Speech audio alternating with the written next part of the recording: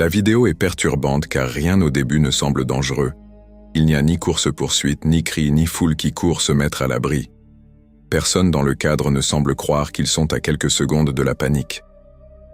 Devant une station de métro à Caracas, au Venezuela, deux femmes discutent comme en un jour ordinaire. Elles se tiennent proches l'une de l'autre. Elles rient. Le moment semble si anodin que, sans savoir ce qui va suivre, la plupart des gens regarderaient les premières secondes puis passeraient à autre chose. L'une des femmes est Nareles González Avalo, 22 ans. L'autre est l'agent Silmery Castillo. Et c'est là que la vidéo commence à prendre une tournure différente.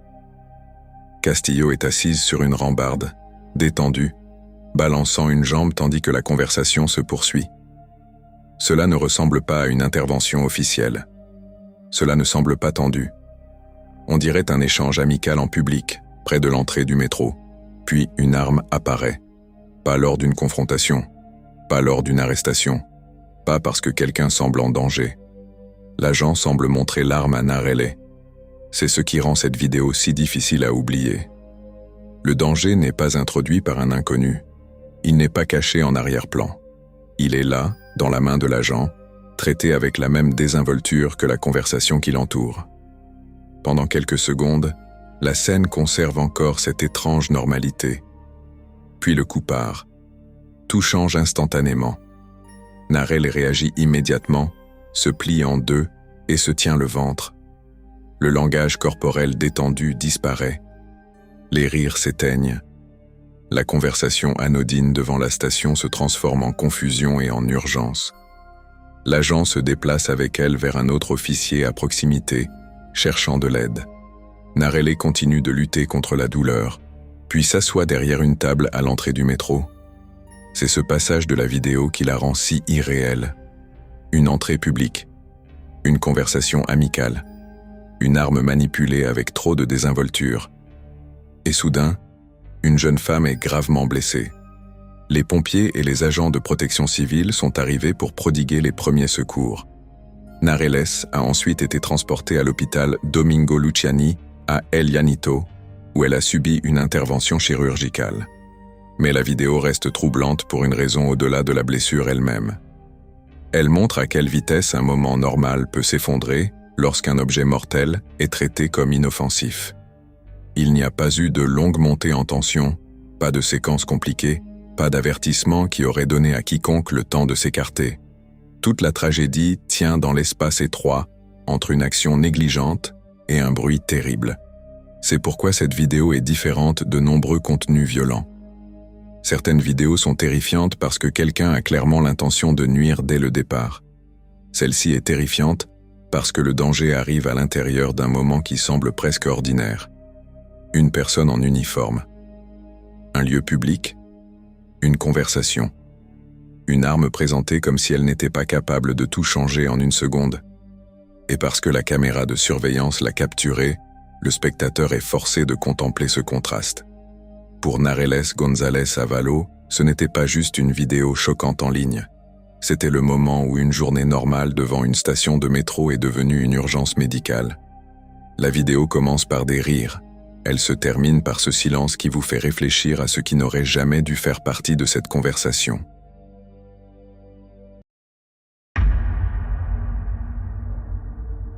Tout commence par deux agents devant un commerce de réparation automobile sur la 231e rue à Kingsbridge, dans le Bronx. Il est un peu moins de 14 heures, un lundi après-midi, et la scène a l'aspect banal d'une journée de travail. Des voitures sont garées le long du trottoir. Le trottoir est libre. Des gens circulent devant les vitrines sans considérer ce moment comme inhabituel. La policière dans la vidéo était affectée au 114e commissariat du Queens, mais ce jour-là, elle travaillait avec une unité spéciale chargée des inspections de magasins de vente illégale de tabac. Son coéquipier se tenait à ses côtés devant le commerce. À proximité, deux shérifs adjoints de la ville de New York faisaient également partie de l'opération. De loin, rien ne ressemble au début d'une agression. Cela ressemble à un travail d'inspection entre deux interventions. Ce genre de détail qui se produit en public, tandis que la ville continue de tourner autour. José Garcia entre dans ce cadre vêtu d'un jean bleu et d'un sweat à capuche. Il a 45 ans, et les images le montrent s'approchant des agents à très courte distance. Il n'y a pas de longue dispute enregistrée avant que cela n'arrive. Aucune foule ne se rassemble d'abord. Aucun avertissement ne donne à l'agent la possibilité de s'écarter. Garcia sort une bouteille et la frappe à l'arrière de la tête. Le coup transforme tout le trottoir. La policière est soudainement entraînée dans une bagarre qu'elle n'a pas provoquée. Garcia attrape ses longs cheveux noirs et continue de l'attaquer, portant des coups vers son visage et son corps. Son coéquipier réagit rapidement, s'interpose dans la lutte et reçoit quelques coups tout en essayant d'éloigner Garcia d'elle. Les deux shérifs adjoints se joignent à eux quelques instants plus tard. Ce qui s'ensuit est chaotique, comme le sont souvent les confrontations réelles. Il n'y a pas de ligne claire entre l'agresseur, la victime et ceux qui tentent d'aider. Les corps se pressent près de la vitrine. Le coéquipier de la policière tente de maîtriser Garcia. Les autres agents tentent de le contraindre. Garcia continue de résister. La policière trouve finalement une petite ouverture et se glisse entre deux voitures garées. Pendant un instant, elle est hors de sa portée. Mais la vidéo ne se transforme pas en une fuite nette. Elle regarde en arrière vers le trottoir, où son coéquipier et les autres sont toujours aux prises avec l'homme qui venait de l'attaquer. Le danger s'est éloigné de son corps, mais il n'a pas quitté les lieux. C'est l'un des détails qui donne sa force à cette vidéo. Elle a été frappée par derrière, attrapée et rouée de coups. Pourtant, le combat se poursuit à quelques mètres seulement. L'inspection a disparu. L'adresse du commerce n'est plus qu'un décor. Tous ceux qui sont dans le cadre ont été entraînés dans cette même violence soudaine. Garcia a finalement été arrêté. Les chefs d'accusation retenus contre lui incluent voies de fait, entrave à l'administration gouvernementale, résistance à l'arrestation, menaces, possession d'armes et harcèlement. Mais la vidéo ne marque pas les esprits uniquement par la liste des chefs d'accusation. Elle marque par la rapidité avec laquelle la situation perd sa banalité. Les agents se tenaient devant un commerce lors d'une inspection. Garcia est arrivé du trottoir et a rendu la situation physique avant qu'il y ait le temps que la scène évolue en autre chose. C'est pourquoi le cadre est important. Ce n'était pas un coin caché, ni un pâté de maison désert.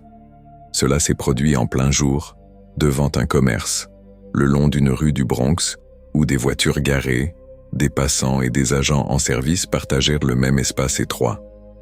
Une seconde, le trottoir appartenait au rythme normal de la ville.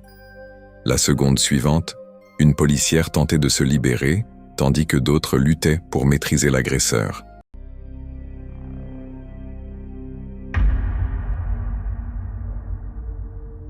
L'homme qui est mort dans cette affaire ne se trouvait pas à l'intérieur du véhicule volé.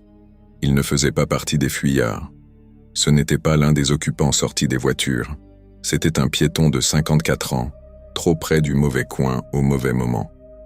Lorsqu'un véhicule volé a transformé un bâtiment en partie de l'accident, c'est là que l'histoire s'arrête. East North Avenue et Wolf Street à Baltimore, mercredi soir. Un carrefour devenu le point d'arrivée d'une poursuite, d'une collision et d'un effondrement qui a laissé les secouristes creuser dans les décombres. Le premier mouvement connu a commencé vers 20h54 ce soir-là, lorsque les agents du district Est ont repéré un véhicule volé dans le couloir d'East North Avenue. Ils ont tenté d'enquêter, mais le conducteur a pris la fuite. De là, la situation a évolué trop rapidement pour rester une simple affaire de véhicule volé. Le véhicule en fuite a percuté une autre voiture. La force a poussé les deux véhicules contre un bâtiment à l'intersection et la structure s'est effondrée. Ce détail change tout. Lorsqu'une voiture percute une autre voiture, le danger reste principalement concentré autour des personnes à l'intérieur ou à proximité immédiate. Mais lorsqu'un bâtiment s'effondre, la scène s'élargit. L'impact n'appartient plus seulement à la route. Il s'étend au trottoir, à la structure, aux décombres, et à quiconque est assez malchanceux pour se trouver là lorsque le mur cède. Les pompiers et les équipes médicales de Baltimore se sont précipités sur place et ont commencé les opérations de sauvetage. Dans les décombres, ils ont trouvé le piéton de 54 ans. Il a été extrait des gravats, mais il a été déclaré mort sur place. 5 autres personnes, tous les occupants des véhicules impliqués, ont été secourus et transportés dans des hôpitaux locaux. Leur état n'était pas disponible dans le rapport. Pensez aux couches de cette scène. Un véhicule volé avait été aperçu plus tôt dans le couloir. Les officiers ont tenté d'enquêter. Le conducteur a fui. Un autre véhicule a été percuté. Les deux véhicules ont heurté un bâtiment. Puis le bâtiment s'est effondré sur un homme qui ne faisait pas partie de la voiture volée, ni de la fuite, ni de la décision qui a tout amené à ce coin de rue. C'est pourquoi cette affaire a un poids différent. Le lien de la victime avec l'accident semble avoir été uniquement sa localisation. Il était là quand les conséquences sont arrivées. Pour les personnes à l'intérieur des véhicules, l'accident a été suffisamment violent pour en envoyer 5 à l'hôpital. Pour le piéton, le bâtiment lui-même est devenu le danger. Ce qui aurait dû être une protection solide au bord de la rue est devenu des décombres. Après l'effondrement, l'équipe d'enquête spéciale du département de police de Baltimore et l'équipe d'enquête sur les accidents se sont rendus sur place.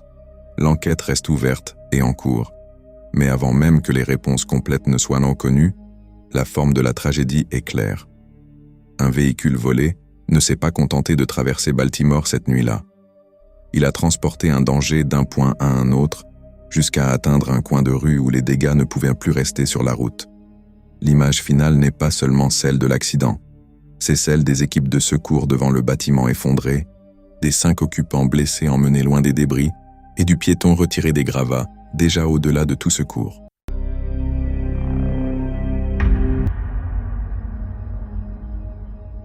Quelques années seulement avant que Henry Novak ne soit tué. À l'époque, cela ressemblait peut-être à un voisin filmant un incident inquiétant par-dessus la clôture.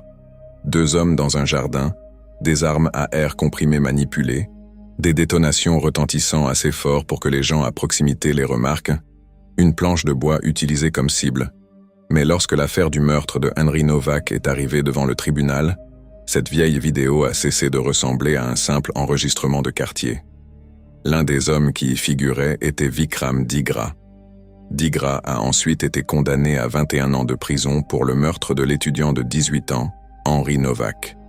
Au cours du procès, il a été décrit comme ayant une obsession pour les armes, et ce détail a changé la façon dont les gens percevaient la vidéo d'octobre 2022.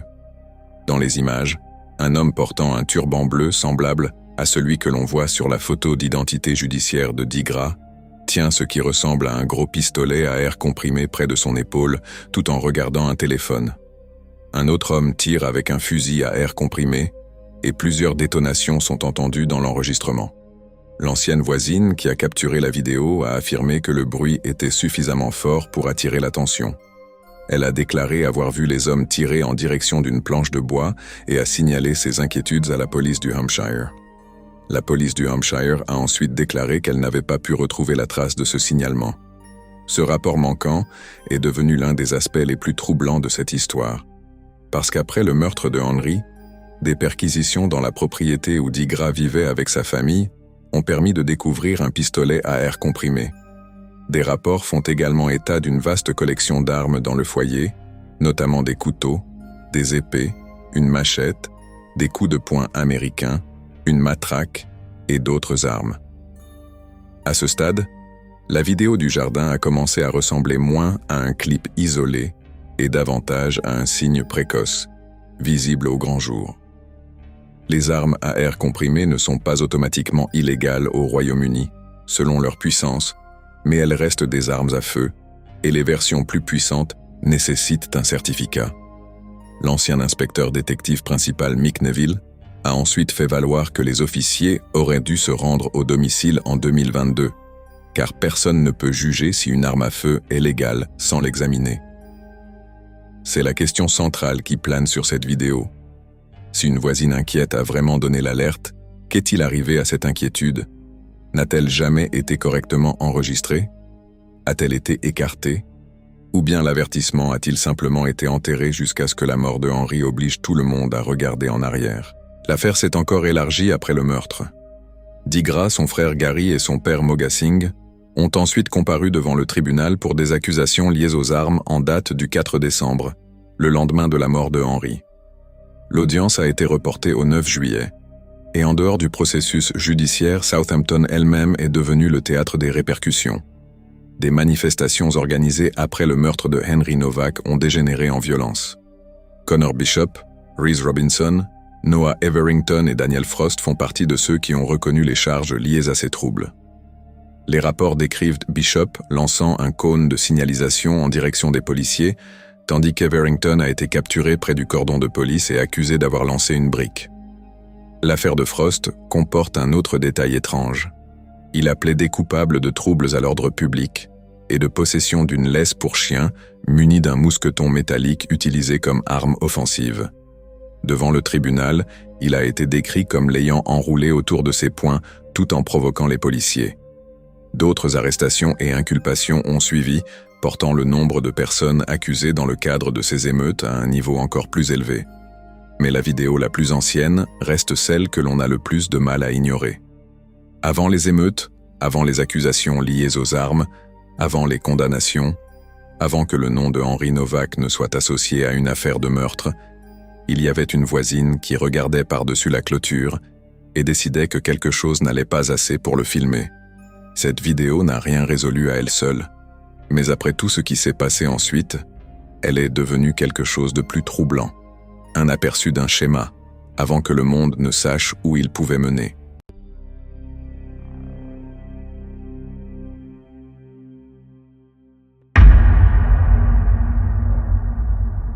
Le trou de balle était encore là 6 jours plus tard. C'est par là que cette affaire commence vraiment. Pas avec la première dispute, pas avec la première arme, pas même avec le moment où les coups de feu ont éclaté devant le B&K Gas & More sur Glenwood Drive. Elle commence par ce qui est resté après que tout le monde fut parti. Une marque dans le mur, du verre brisé, des employés encore secoués par une scène qui s'est étrangement terminée sans que personne ne soit tué. Pour les personnes qui travaillaient à l'intérieur de ce magasin, la fusillade n'a pas disparu lorsque le bruit s'est arrêté. Elle est restée dans le bâtiment, dans les dégâts, et dans la façon dont ils regardèrent la porte par la suite. Le gérant adjoint, Mohamed Abdelrahman, comprenait le danger différemment de la plupart des gens. Il a dit qu'il avait servi dans l'armée égyptienne.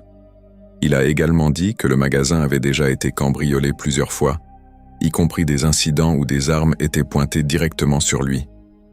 Alors lorsque des coups de feu ont éclaté devant le magasin le 6 août, son corps savait déjà quoi faire. Il s'est mis à l'abri. Puis il a appuyé sur le bouton d'alarme. Les images de ce jour montrent une scène de station-service qui semble presque trop proche pour être confortable. Des hommes marchant vers le magasin. Un autre groupe assis dans une voiture grise à une pompe. Des mots échangés. Une tension qui se déplace de l'extérieur vers l'intérieur, puis à nouveau vers le parking. Mais le moment qui change tout le ton survient avant le premier coup de feu. Un homme sort une arme longue, décrite comme un AK-47 ou un AR-15. Il semble prêt à l'utiliser, puis la range et continue de parler aux hommes dans la voiture. Pendant un bref instant, la scène donne l'illusion qu'elle pourrait se calmer. Ce n'est pas le cas. Lorsque les groupes sortent à nouveau, la dispute se transforme finalement en fusillade. Des coups de feu sont échangés entre les deux camps. Une balle passe si près d'un homme qu'il saute hors du chemin avant de s'abaisser. Personne n'a été touché. C'est ce qui rend la vidéo presque irréelle. Parce que les dégâts racontent une autre histoire. Le trou de balle dans le mur prouve que les tirs étaient réels. Le verre brisé prouve que le danger a atteint le bâtiment. Les employés voulant démissionner prouvent que la peur ne s'est pas arrêtée lorsque les suspects ont fui. Brandon a décrit cela comme une guerre. Et à l'intérieur d'une petite station-service, cette comparaison a un poids considérable. Une station-service n'est pas conçue pour être permanente. Les gens y passent rapidement. Ils paient leur essence, achètent quelque chose au comptoir, parlent un moment, puis repartent.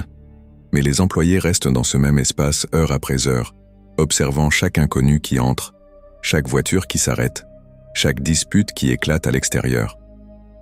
Ce jour-là, leur lieu de travail est devenu le théâtre d'une fusillade. Le détective Adrian Johnson a décrit la scène comme deux groupes qui tiraient l'un sur l'autre. L'issue aurait facilement pu être fatale. Pourtant, personne n'a été blessé ni tué. Cela ne rend pas les images moins effrayantes. Cela les rend plus troublantes. Parce que lorsque personne ne meurt dans une scène comme celle-ci, l'esprit commence à compter ce qui a failli arriver. l'employé derrière le comptoir, la personne qui marchait près de la porte, l'homme à côté de la voiture, la balle qui s'est logée dans le mur au lieu d'un corps. Les autorités recherchaient encore les personnes qui ont ouvert le feu. Pendant ce temps, Rahman a déclaré qu'il se protégerait lui-même et ses collègues. Après tout ce qu'il avait vu, il ne considérait plus le magasin comme un endroit où le danger pourrait arriver. Il le considérait comme un endroit où le danger connaissait déjà l'adresse.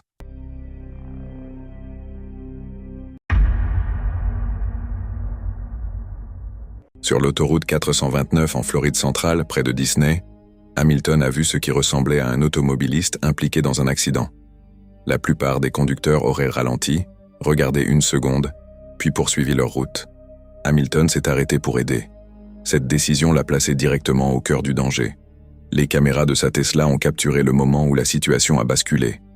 L'homme pour lequel il s'était arrêté n'a pas simplement refusé son aide.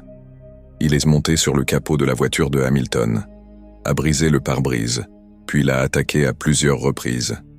Dans la plupart des vidéos d'accidents, le véhicule endommagé est le premier signe d'alerte. Ici, il était presque un appât.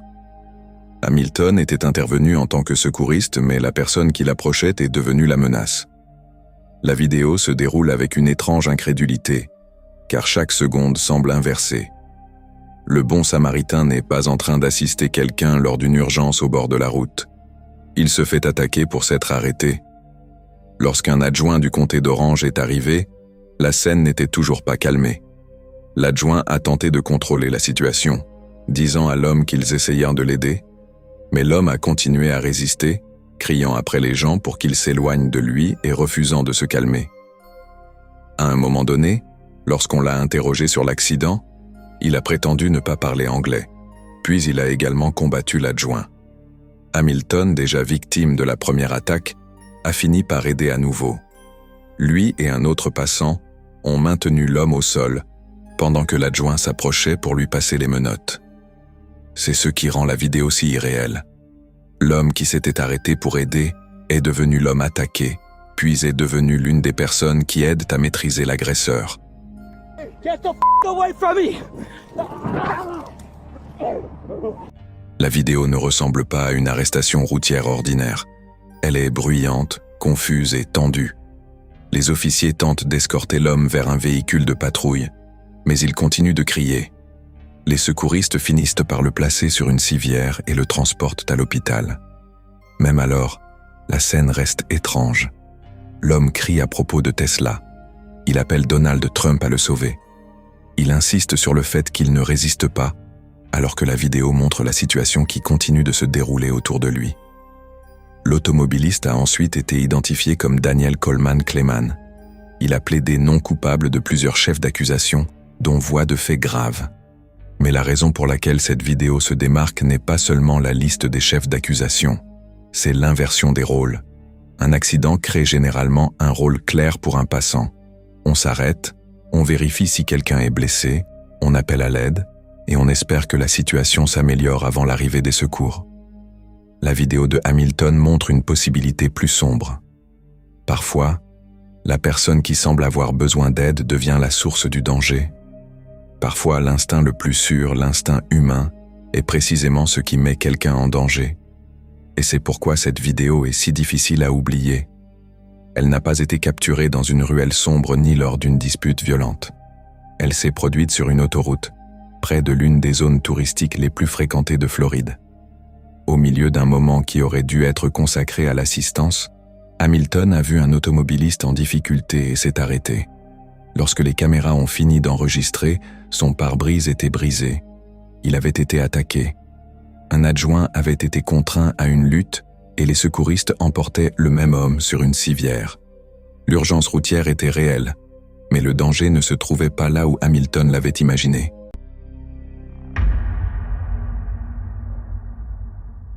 Lorsque la Toyota Camry argentée est apparue à la station-service Sunoco de Takoma Park, ce n'était plus seulement une voiture volée. Elle faisait déjà partie d'une chaîne de crimes en mouvement, passant d'une scène à l'autre, tandis que les gens autour d'elle ignoraient tout de ce qu'elle avait transporté avant de les atteindre. C'est ce qui rend cette affaire différente. Un véhicule peut entrer dans une station-service comme n'importe quelle autre voiture, Il peut se garer derrière quelqu'un près d'une pompe à air sans révéler d'où il vient, qui l'a pris, ou ce qui est arrivé à la dernière personne qui en avait les clés. Le 29 août 2023, c'est exactement ainsi que la scène finale s'est déroulée. Vers 23 heures, un homme s'est garé sur le parking de la station-service Sunoco à Takoma Park et s'est arrêté près de la pompe à air. Quelques instants plus tard, un autre véhicule s'est arrêté derrière lui. 2 suspects masqués sont descendus, armes au poing, mais cette rencontre ne s'est pas déroulée comme ils l'avaient prévu. La victime possédait légalement une arme à feu. Des coups de feu ont été échangés et les suspects ont pris la fuite. La victime n'a pas été grièvement blessée physiquement, mais l'incident a poussé les enquêteurs à remonter la piste, car la Camry liée à ce moment n'avait pas commencé la journée entre leurs mains. Des heures plus tôt, à Silver Spring, le premier incident signalé s'est produit près du pâté de maison 8060 de la 13e rue. Il était environ 2h14 du matin lorsqu'un homme adulte a été abordé par une personne à vélo. Le suspect a proféré des menaces et a indiqué qu'il était armé. La victime a remis son portefeuille contenant de l'argent liquide et le cycliste a continué vers le sud sur Georgia Avenue. Cela aurait pu s'arrêter à un vol à l'arraché. Mais 12 minutes plus tard, le même chemin a produit quelque chose de plus grave. Devant un 7-Eleven du pâté de maison 7900 de Georgia Avenue, un autre homme se tenait près du magasin lorsqu'un suspect à vélo s'est approché. Cette fois, la demande n'était pas un portefeuille. Un pistolet noir a été sorti. Les clés d'une Toyota Camry argentée ont été réclamées. La victime les a remises et le suspect est reparti en direction de Washington, D.C. Ce fut le tournant de la nuit. Le vélo avait suffi pour le premier vol, mais une fois la Camry prise, le suspect n'avait plus à disparaître dans la rue sur 2 roues. Le crime avait désormais de la vitesse, de la couverture et de la distance. Le véhicule est devenu le pont entre Silver Spring et Takoma Park. Le suspect lié aux affaires de Silver Spring a été décrit comme un mineur, âgé d'environ 14 à 16 ans, mesurant entre 1m62 et 1m67, vêtu de noir, portant un masque facial noir et des chaussures Nike Air Jordan 12 rétro-blanches et noires. Ces détails comptaient parce que l'affaire ne se limitait plus à un seul endroit. Elle s'était étalée sur toute la journée. Un portefeuille a été volé tôt le matin. Une Camry a été prise quelques minutes plus tard. Le soir venu, cette même voiture volée était liée à une tentative de vol à main armée impliquant 3 autres suspects. Chaque victime n'a vu que le moment qui l'a atteinte. L'homme de la 13e rue a vu le vélo. L'homme devant le 7-Eleven a vu le pistolet. L'homme à la Sunoco a vu les suspects masqués sortir près de la pompe à air. Aucun d'eux ne pouvait voir l'ensemble de la chaîne pendant qu'elle se déroulait. C'est pourquoi la vidéo de surveillance est devenue importante. Elle a permis aux enquêteurs de relier les mouvements, pas seulement les crimes. Une voiture volée à Silver Spring était devenue partie d'une tentative de vol ultérieure qui s'est terminée par des échanges de tirs. La Camry était devenue plus qu'une simple preuve de vol de voiture. Elle était l'objet qui avait porté la nuit en avant.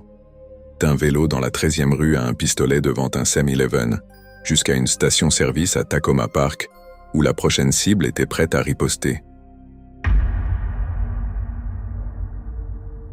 La maison des grands-parents est censée être l'un des endroits les plus sûrs où une personne puisse se rendre. C'est ce qui rend cette affaire si douloureuse. Pour Zamir Magui Bohannon, 20 ans, la maison de Calumet City n'était pas une adresse quelconque. C'était la famille. C'était le genre d'endroit où l'on devrait pouvoir s'approcher, sonner à la porte, et entrer sans que le monde extérieur ne nous suive jusqu'au perron. Mais ce jour-là, le danger attendait déjà de l'autre côté de la rue. Des images de surveillance ont ensuite montré 2 hommes armés assis à proximité avant l'arrivée de Zamir. Son père, Javoris Bohannon, a déclaré que les hommes avaient attendu que son fils atteigne la maison, puis ils étaient descendus de leur véhicule et avaient ouvert le feu. L'attaque s'est déroulée devant la maison des grands-parents. Zamir a couru depuis le perron et a tenté de se mettre à l'abri dans le jardin. La vidéo ne montre pas le moment où il a été touché, mais elle capture suffisamment de la scène pour expliquer pourquoi sa famille voulait que le public la voie. 2 hommes, armes au poing, des coups de feu tirés en pleine rue, et un jeune homme essayant de survivre devant la maison de ses propres grands-parents. Les rapports font état d'au moins 18 coups de feu. Le père de Zamir pensait qu'il y en avait plutôt 40. Certaines de ces balles sont entrées dans la maison alors que ses grands-parents s'y trouvaient. Ils ont survécu, mais les fenêtres ont été brisées et la maison est devenue une partie des preuves laissées sur place. C'est l'un des détails les plus cruels de cette affaire. La violence n'a pas seulement ôté la vie de Zamir. Elle est entrée dans la maison où vivait sa famille. Elle a traversé le jardin, atteint les murs et laissé des dégâts dans un foyer qui aurait dû être séparé de tout ce qui avait amené ces hommes armés là-bas. Pour Javoris, regarder la vidéo de surveillance est devenu une souffrance en soi. Il pouvait la regarder, mais il devait baisser le volume. Le bruit des coups de feu était trop difficile à supporter. Et si la vidéo montrait les tireurs, elle soulevait également une autre question. Zamir n'était pas arrivé seul. Son père a déclaré que son fils avait été déposé par une voiture avec 3 autres personnes à l'intérieur. Les enquêteurs souhaitaient également interroger ces témoins, surtout après qu'il a été rapporté que l'un d'eux avait riposté. Mais selon la famille, les personnes qui étaient présentes ne se sont pas manifestées. Ce silence a laissé l'affaire dans une situation difficile. Il y avait des images, il y avait des témoins, il y avait une famille qui demandait des réponses. Mais les personnes qui auraient pu savoir comment la confrontation avait commencé n'aidaient toujours pas assez pour faire avancer l'enquête. Pendant le week-end de la fête des pères, Javoris ne parlait pas de cadeaux, de souvenirs ou de projets avec son fils. Il demandait à la communauté d'aider à identifier les hommes qu'il avait tués. Il s'adressait également directement aux tireurs, le suppliant d'arrêter la violence avant qu'une autre famille ne ressente la même perte.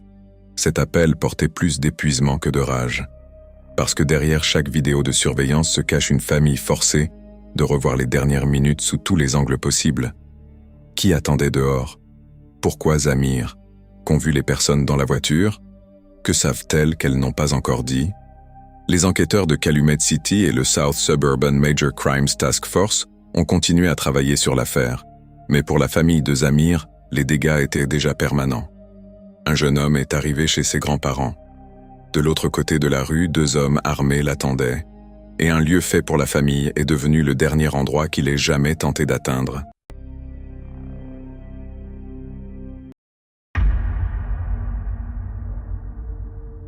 L'agent Ball était déjà au milieu d'un problème lorsque le second l'a trouvé.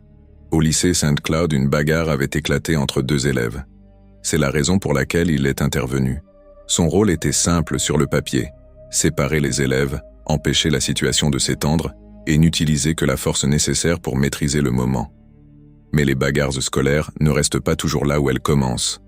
La vidéo qui a ensuite circulé en ligne n'est pas devenue alarmante à cause de la bagarre initiale. Elle est devenue alarmante à cause de l'élève qui n'y participait pas. Pendant que l'agent Ball était concentré sur la séparation des 2 élèves, un 3e élève s'est approché. Le compte-rendu du département indique que cet élève n'avait aucun lien avec la bagarre que l'agent tentait de maîtriser. Ce détail change toute la scène. Ce n'était pas l'un des élèves maîtrisés qui réagissait soudainement. C'était quelqu'un qui entrait de l'extérieur du conflit initial et qui tournait son attention vers l'agent lui-même.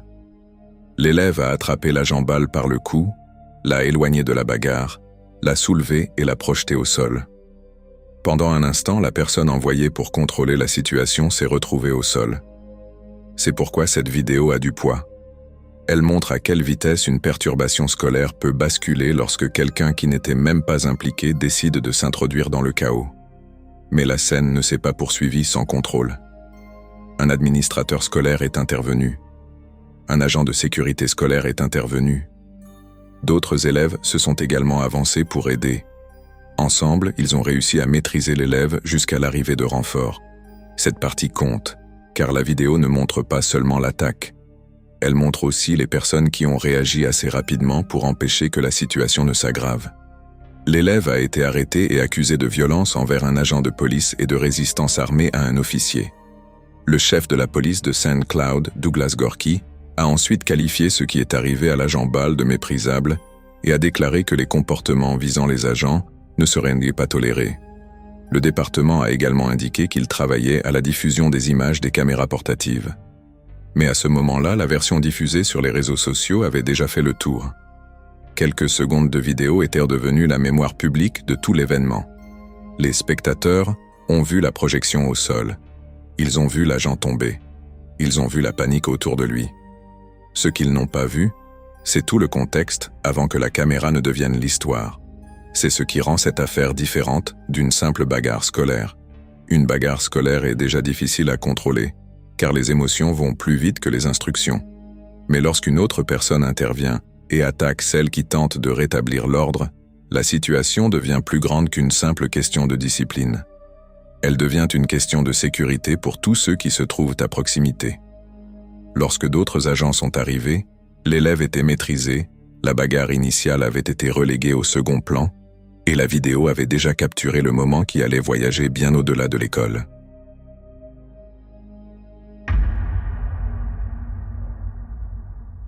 Lorsque les adjoints sont arrivés au parc de camping-car Hatars Ranch à Milton, ils ne suivaient pas un témoin du quartier. Ils suivaient des données. Des mois plus tôt, en août 2025, un compte Snapchat avait déclenché un signalement via le Centre national pour les enfants disparus et exploités. La première préoccupation concernait des images d'exploitation d'enfants. Mais plus les enquêteurs creusaient, plus l'affaire prenait une autre direction. Le compte a finalement été relié à Valin Ouda Marie Arabe, 24 ans. Un tatouage a aidé à l'identifier dans le matériel examiné par les enquêteurs. Et à partir de là, l'affaire est devenue moins une question de compte signalé et davantage une question de ce qui avait pu être créé, sauvegardé et partagé depuis l'intérieur d'une maison pleine d'animaux. Le 7 janvier, l'enquête était sur le terrain. Les adjoints sont arrivés au parc avec un mandat de perquisition. Ils cherchèrent des téléphones, des caméras, des mots de passe, des logiciels et des appareils électroniques susceptibles de contenir des preuves. Ce n'était pas encore une opération d'arrestation, mais c'était suffisamment sérieux pour que les enquêteurs veuillent les appareils avant que quoi que ce puisse disparaître. Arabe est sortie, confuse, demandant ce qui se passait pendant que les adjoints sécurisaient les lieux. Elle leur a dit qu'il y avait 7 chiens à la maison. Peu après, les détectives ont expliqué le mandat et lui ont demandé de s'entretenir volontairement avec eux.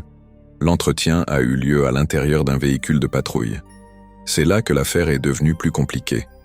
Arabe a d'abord décrit avoir trouvé du matériel troublant sur des espaces en ligne et a affirmé avoir bloqué des personnes lorsque les choses devenaient trop intenses. Les détectives ont écouté, mais ils ont également précisé que l'affaire ne reposait pas uniquement sur ce que quelqu'un d'autre aurait pu lui envoyer. Les enregistrements de Snapchat, les fichiers sauvegardés et les outils de récupération judiciaire sont devenus une partie de la conversation. L'attention s'est ensuite portée sur du matériel impliquant des animaux liés à la maison. Les détectives ont expliqué que créer, posséder ou distribuer ce type de contenu pouvait entraîner des accusations criminelles. Pendant que cet entretien avait lieu, le fiancé de Arabe est rentré à la maison pendant sa pause déjeuner et a trouvé les adjoints autour de la propriété. Il a été pris à part pour son propre entretien volontaire. Les détectives lui ont dit qu'ils ne pensaient pas qu'il était impliqué, mais qu'ils avaient besoin de savoir ce qu'il savait. Sa réaction a suggéré que les allégations lui étaient totalement nouvelles. Il a dit qu'il n'en avait aucune idée. Ce moment donne à l'affaire une autre dimension, parce que ce n'était plus seulement une enquête numérique. Elle s'était étendue à une relation, un foyer partagé et des animaux vivants sur la propriété. Les services animaliers du comté de Santa Rosa ont ensuite retiré 9 animaux de la résidence, 2 chats et 7 chiens. Au moment du rapport, on ne savait pas si l'un d'entre eux serait rendu. En mars 2026, les enquêteurs sont revenus au parc de camping-car. Cette fois, Arabe a été arrêtée. Elle a été inculpée de 26 chefs d'accusation, notamment pour des infractions liées à des contenus interdits concernant des animaux, pour détention de documents interdits concernant des personnes protégées par la loi, et pour usage d'un appareil de communication dans le cadre d'activités illégales. Sa situation judiciaire n'était pas claire dans le rapport. Ce qui rend cette affaire marquante, c'est la discrétion avec laquelle elle s'est déroulée avant l'arrestation. Il n'y a pas eu de scène publique dramatique au début, pas de voisins pointant du doigt de l'autre côté de la rue, pas de confrontation filmée sur un parking, juste une marque numérique cachée, un compte Snapchat signalé et une enquête qui s'est lentement déplacée d'un écran de téléphone à un parc de camping-car en Floride. Lorsque les adjoints sont revenus en mars, L'affaire était déjà passée par une application, un signalement en ligne, un mandat de perquisition, un entretien volontaire, la confusion d'un fiancé et 9 animaux retirés du domicile. Les images sont troublantes car elles montrent le moment où une piste numérique privée atteint enfin la porte d'entrée de quelqu'un.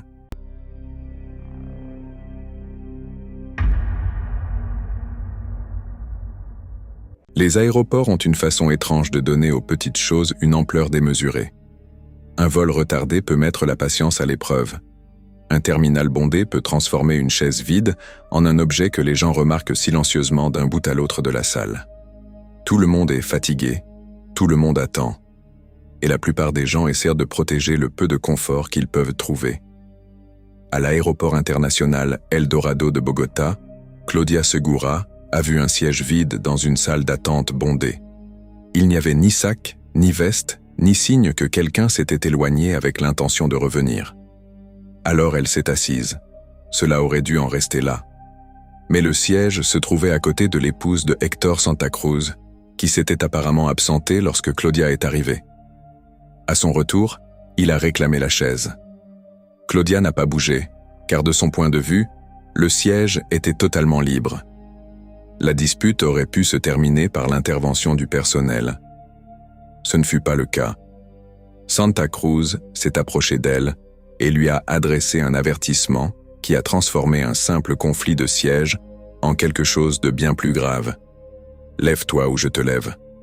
Ensuite, selon le rapport, il a demandé à quelqu'un à proximité de filmer ce qui se passait. Ce détail rend les images encore plus troublantes, car il semblait conscient que la scène était observée et qu'il a tout de même continué. Claudia tenait son téléphone. Santa Cruz a frappé sa main, a fait tomber le téléphone, puis l'a giflé au visage. Claudia a déclaré plus tard que le choc avait été si fort qu'il avait fait tomber sa boucle d'oreille. C'est à ce moment que le terminal a changé. Les gens qui attendaient leur vol sont soudainement devenus des témoins. Puis ils sont devenus des acteurs. Des hommes et des femmes se sont précipités vers Santa Cruz, l'éloignant de Claudia tandis que la situation dégénérait en une bagarre générale. Pendant quelques secondes, l'aéroport n'a plus ressemblé à un lieu d'annonce, de files d'embarquement et de bagages. Il est devenu un cercle bruyant de colère et d'intervention, où des inconnus s'interposaient entre une femme victime de violence et l'homme accusé de l'avoir frappée. L'épouse de Santa Cruz, Karen, a fini par s'interposer dans le chaos et a tenté de calmer la foule. Mais à ce moment-là, la situation avait déjà dépassé la chaise, la dispute et le couple. Une autre vidéo prise peu après montrait Claudia au sol, tandis que le personnel de l'aéroport s'occupait d'elle. Santa Cruz a ensuite été vue menottée et emmenée par la sécurité sous les acclamations des passagers. Cette réaction est importante. La foule n'acclamait pas parce qu'un conflit de sièges avait été résolu. Elle réagissait à une agression publique qui, à ses yeux, avait franchi une ligne que tout le monde dans ce terminal comprenait. Claudia a déclaré plus tard qu'elle était choquée et effrayée. Elle a expliqué qu'elle s'était assise parce que le siège semblait libre à son arrivée. Après la diffusion des images sur les réseaux sociaux, Karen a publié une vidéo d'excuses sur Instagram qui a ensuite été supprimée. Elle a reconnu que l'homme vu en train d'agresser physiquement une femme était son mari et a admis à quel point il était douloureux de le dire à voix haute. Il n'est pas clair dans le rapport si Santa Cruz fait face à des poursuites, mais les images avaient déjà laissé leur marque. Non pas parce que les disputes dans les aéroports sont rares, mais parce que celle-ci a montré à quelle vitesse le sentiment de droit peut devenir public, physique et humiliant. Un siège semblait vide. Une femme s'est assise. Un homme a décidé que cela suffisait pour perdre le contrôle devant tout un terminal.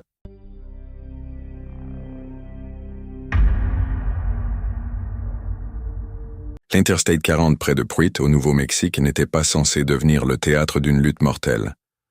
Tout a commencé par un contrôle de bien-être le 16 avril. Un homme avait été vu affalé sur le volant d'une voiture sur le bord de l'autoroute. Un officier de la police d'État du Nouveau-Mexique a donc été envoyé pour vérifier son état. Sur la caméra embarquée, les premières secondes semblent presque calmes. L'officier se gare derrière le véhicule. Le conducteur ouvre sa porte. Il descend les mains en l'air. Il n'y a pas de poursuite à ce moment-là. Pas de cris, Aucun signe évident que l'homme debout au bord de la route est déjà lié à quelque chose de bien plus grave. Il s'appelait Oliver Ashley Toledo Saldivar. Il avait 26 ans, et l'officier ne savait pas encore qu'il était un suspect de meurtre dans une affaire de Caroline du Nord, survenue quelques jours plus tôt. Il ne savait pas non plus qu'il y avait une arme cachée dans la veste de Saldivar. C'est ce qui rend les images si troublantes. Le danger n'est pas visible au premier abord. Il se tient devant l'officier, les mains en l'air. L'officier tente de déplacer la rencontre vers la voiture de patrouille pour obtenir des informations. Puis Saldivar porte la main à sa veste. L'officier recule, son arme dégainée. Un ordre est entendu. Quelques secondes plus tard, Saldivar se jette sur lui. Les deux hommes tombent dans une violente lutte, juste en dehors du champ de vision le plus clair de la caméra embarquée.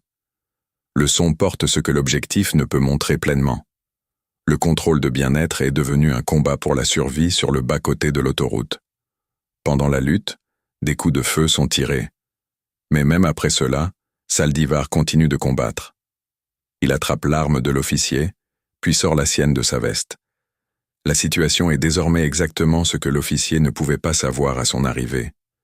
Un homme recherché, une arme cachée, un combat au bord de la route sans aucun renfort à ses côtés. Puis la circulation amène la seule personne qui change l'issue. Un conducteur de semi-remorque qui passe par là voit la lutte et se gare. Il entre dans une scène que la plupart des gens éviteraient instinctivement. Selon le récit publié par la suite, le conducteur a aidé à éloigner l'arme de Saldivar, puis a assisté l'officier pour lui passer les menottes. Ce n'est qu'à ce moment-là que les images commencent à donner l'impression que le danger est enfin maîtrisé. L'officier place ensuite l'arme de Saldivar sur le capot de la voiture de patrouille. Son bras montre une blessure causée par une morsure pendant le combat. Les renforts sont encore en route. L'autoroute est toujours ouverte autour d'eux. Puis vient l'appel radio. L'officier signale des coups de feu, demande une autre unité et indique que le suspect est maîtrisé. Saldivar n'a pas survécu à la confrontation. Ce qui rend cette vidéo troublante, ce n'est pas seulement la violence, c'est la manière calme dont tout commence. Une voiture sur le bas-côté, un homme les mains en l'air, un officier répondant à ce qui ressemblait à un contrôle de bien-être. Rien dans la première image n'explique la dernière. L'officier est arrivé parce que quelqu'un semblait avoir besoin d'aide. Au lieu de cela, il a trouvé un suspect de meurtre avec une arme cachée dans sa veste. Et si un seul conducteur de camion ne s'était pas arrêté sur ce tronçon de l'Interstate 40, le combat au bord de la route aurait pu se terminer bien plus mal.